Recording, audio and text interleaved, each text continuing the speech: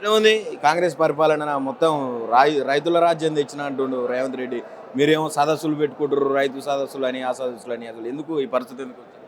రైతు రాజ్యం ఉంటే ఇలా ఈ సదస్సులు జరిగేది కాదు కానీ రైతుకి ఏం చేసిండు గవర్నమెంట్ వచ్చిన కాడ నుంచి. రైతు బంధు అన్నాడు, 3 సార్లు ఎగబెట్టిండు. 15,000 అన్నాడు, ఆ 12,000 ఇస్తానన్నాడు. ఆ 12,000 చక్కగా ఇచ్చే దిక్కు లేదు, యూరియా లేదు, రైతు గిట్టుబాటు ధర లేదు. ఇటువంటి సందర్భంలో కంపల్సరీ చేయాల్సిందే కదా. ఇటువంటివి పెట్టి రైతుల్లో అవేర్నెస్ తీసుకురావాలి కదా. వాళ్ళ కష్ట నష్టాలు అన్నిటినీ చూసుకోవాలంటే కంపల్సరీ. నీళ్ళు ఏడు ఉన్నాయి అన్న, నీళ్లు లేవు. ఇవాళ కాళేశ్వరం ప్రాజెక్టు అక్కడ కన్నపల్లి కాడ వాళ్ళు మా వాళ్ళు చెప్పినట్టు అది చేస్తే ఇవాళ నీళ్లు ఉండేది. ఇలా రైతులకు కూలిపోయిందంటగా మొత్తం. ఆ మేడిగడ్డ అంతా కూలగొట్టిర్రు. కాళేశ్వరం కాదు అది కూలేశ్వరం అని చెప్తున్నారు రేవంత్ రెడ్డి. అదంతా అబద్ధాలు ప్రచారం. అది కాళేశ్వరమే కూలిపోయి ఉంటే 1,00,000 క్యూసెక్లకు ఎట్లా కూలిపోతుంది అన్న. మొన్న మనోళ్ళు కేటీఆర్ గారు పోయి ఆడ చూపెట్టిండు. ఆ నీళ్లను పంపింగ్ చేస్తే ఇవాళ రైతులకు ఎలినేను ప్రభావంతో కరువు రాకుండా ఉండేది. కావాల్సుకొని ఉద్దేశపూర్వకంగానే నీళ్లు ఎత్తిపోస్తలేడు. నీళ్ళు ఎత్తిపోస్తే మరి ఇప్పుడు భవిష్యత్తులో రైతులకు అన్ని విధాలుగా సాయం చేయాల్సి వస్తుంది కదా. యూరియా ఇవ్వాలి, పెట్టుబడి సాయం ఇవ్వాలి, మద్దతు ధర ఇవ్వాలి, కొనాలి. ఇదంతా ఇబ్బంది అవుతుంది అన్నట్టు నీళ్లు రాకుండానే కావాలి. రైతు బిడ్డని అంటుండే ఆయన. నేను రైతు బిడ్డని, నేను అట్టడుగు నుంచి వచ్చిన వ్యక్తిని, అన్ని తెలుసు నాకు, అన్ని కష్టాలు తెలుసు, నేను ఎవరిని ఇబ్బంది పెట్టేటోని కాదంటుండే. అదంతా బట్టి మాట. రైతు బిడ్డ అయితే కావచ్చు కానీ ఇప్పుడైతే రైతులకు చేసింది ఏం లేదు. ఈసారి రాబోయే రోజుల్లో రైతులే ఆయనకు తగిన గుణపాఠం చెప్తారు. అది తప్పకుండా జరుగుతుంది కంపల్సరీ. వ్యవస్థ 2 సంవత్సరాలకే ఆయన వ్యవస్థ అంతా అర్థమైంది కదా. ఇలా రైతులకు యూరియా దొరుకుతుంది అన్న. యూరియా బుక్ చేయాలి, యాప్ అని పెట్టిండు. అందరూ చదువులేని రైతులు ఉంటారు. అదే కదా ఆ యాప్ ఇప్పుడు రైతులకు అది తెలియదు. చిన్న సెల్ ఫోన్లు ఉంటాయి. అదే కేసీఆర్ గవర్నమెంట్ ఉన్నప్పుడు ఇట్లా ఆటోలోకి ఇచ్చి పంపిస్తే 10 బత్తాలు వేసుకొచ్చి పొలం కాడ వేసుకోడు. ఇప్పుడు రైతుకు ఆ యాప్ తెలియదు, ఆ పెద్ద సెల్లు లేదు. చిన్న సెల్లులో వాళ్ళు ఏం చేసుకుంటారు. మళ్ళీ అదిగో మీ సేవలకు పోయి బుక్ చేసుకుంటే ఏదో 3-4 రోజులు పడుతుంది. అది కూడా లిమిటెడ్. కాబట్టి సకాలంలో రైతులకు ఎరువులు అయితే అందుతలేవు. రైతులకు అన్ని రకాలుగా నష్టమే ఉన్నది తప్ప మంచి చేసింది అయితే లేదు. ఇందిరమ్మ ఇల్లు అని చెప్పి ఇందిరమ్మ ఇల్లు ఫస్ట్ పెడతాను ఇచ్చిండ్రు. అది కూడా వాళ్ళకు సంబంధించిన వాళ్ళకి ఇచ్చిండ్రు. చాలామంది ఎలిజిబుల్ అయిన వాళ్ళు అర్హులు ఉన్నారు. ఇతర పార్టీల వాళ్ళకి ఎవరికి ఇస్తలేరు. అటువంటి ఇల్లు ఇంకా చాలా అవసరం పడతాయి. మళ్ళీ 2వ విడతాను పెట్టిండ్రు. అందులో కూడా మరి ఇవ్వాలని కోరుతున్నాం. చాలామంది ఉన్నారు. ఇంకా ఏం చెప్పాలనుకుంటున్నా ఈ ప్రభుత్వం గురించి? మేము చెప్పేది ఏం లేదు. ప్రభుత్వం చేసిన పరిపాలన అయితే సక్రమంగా లేదు. ప్రజలకు అర్థమైపోయింది 2.5 సంవత్సరాలలోనే. 34 దాకా నేనే సీఎం ఉంటా అంటాడు. 34 అది ఇదే లాస్ట్ అవుతుంది అన్నాడు. 34 దాకా పోదు.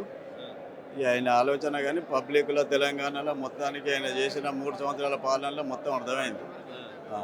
ఇలా రాష్ట్రంలో ఏడ చూసుకున్న పరిస్థితులు ఇప్పుడు ఆయన వచ్చిన కాడ నుంచి ఏం కట్టిండు, ఏం చేసిండు. ఇప్పటికి 3 లక్షల చిల్లర కోట్ల అప్పు చేసి రాష్ట్రంలో ఏమన్నా డెవలప్మెంట్ జరిగిందా?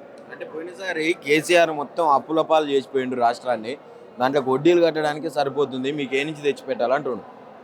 అప్పులు చేసిండు అని వాళ్ళు 8 లక్షల కోట్లు అన్నది అది అవాస్తవం. రాష్ట్ర ప్రజలందరికీ తెలుసు. కానీ ఆ చేసిన 3-4 లక్షల కోట్ల అప్పుకైనా కానీ తెలంగాణలో కేసీఆర్ గారు చేసిన ఎన్నో ఉన్నాయి. అప్పు చేసి ఎంతో అభివృద్ధి చేసిండు కదా. 32 జిల్లాలలో 32 మెడికల్ కాలేజీలు కట్టిండు. 32 జిల్లా కలెక్టర్లు. ఇటువంటివి చేసుకుంటే పోతే ఇప్పుడు కాళేశ్వరం ప్రాజెక్ట్ అసలు ఎన్నో ప్రాజెక్టులు కట్టిండు. ఈ స్కూళ్ళు, రెసిడెన్షియల్ స్కూళ్ళు 1000 చిల్లర స్కూళ్ళు నిర్మించిండు. కొన్ని లక్షల మంది విద్యార్థులకు సాయం చేసిండు. ఇప్పుడు అప్పు చేసిండు అంటాం కానీ ఆ అప్పుతో ఎంత అభివృద్ధి జరిగింది. కొన్ని లక్షల కోట్ల అభివృద్ధి జరిగింది. వీళ్ళు చెప్పేది వట్టి మాట, లక్షల కోట్లు అనేది. కానీ కేసీఆర్ గారు అప్పుడు పరిపాలించిన దాంతో అన్ని వర్గాలు, అన్ని రకాల ప్రజలు చాలా సంతోషంగా సుఖ సంతోషాలు ఉన్నారు. ఇప్పుడు ఆయనను కాదనుకున్నందుకు ప్రజలకు అందరికీ అర్థమైంది. రాబోయే రోజుల్లో ఆయనకు తప్పకుండా కాంగ్రెస్ పార్టీకి గుణపాఠం చెబుతారు.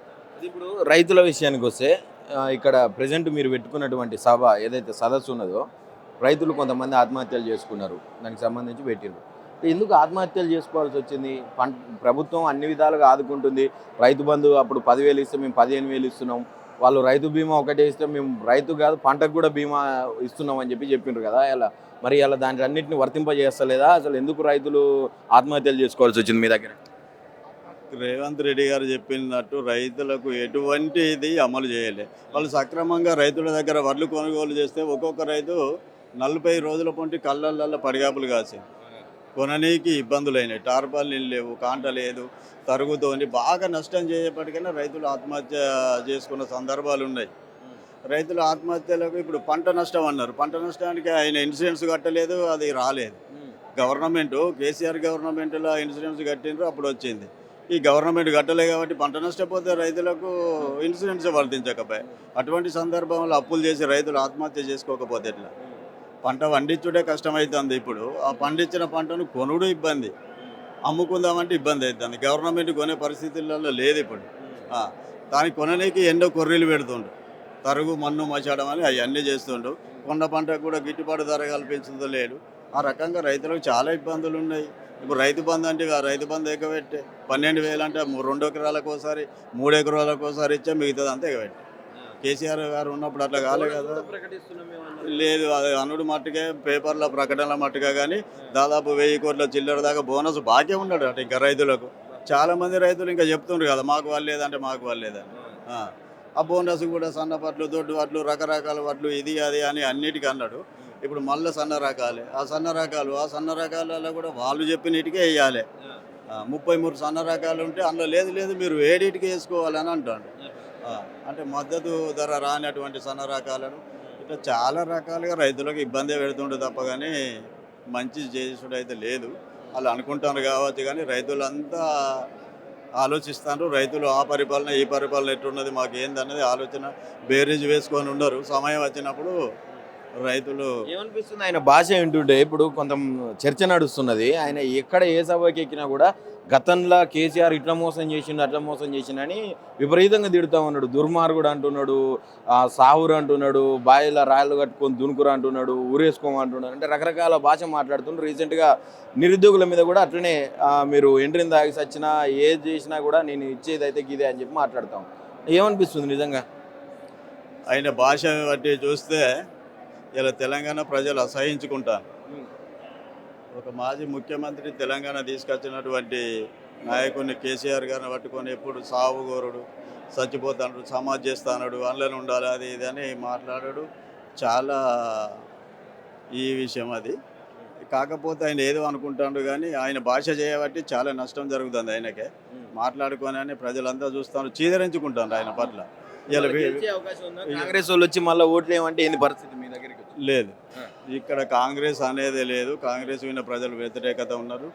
చాలామంది అన్ని వర్గాలు, పిల్లలు కానీ, విద్యార్థుల సమస్యలు కానీ, రైతుల సమస్యలు కానీ, అన్ని వర్గాలకు సంబంధించిన వాళ్ళందరూ కూడా కాంగ్రెస్ ప్రభుత్వం మీద వ్యతిరేకంగానే ఉన్నారు.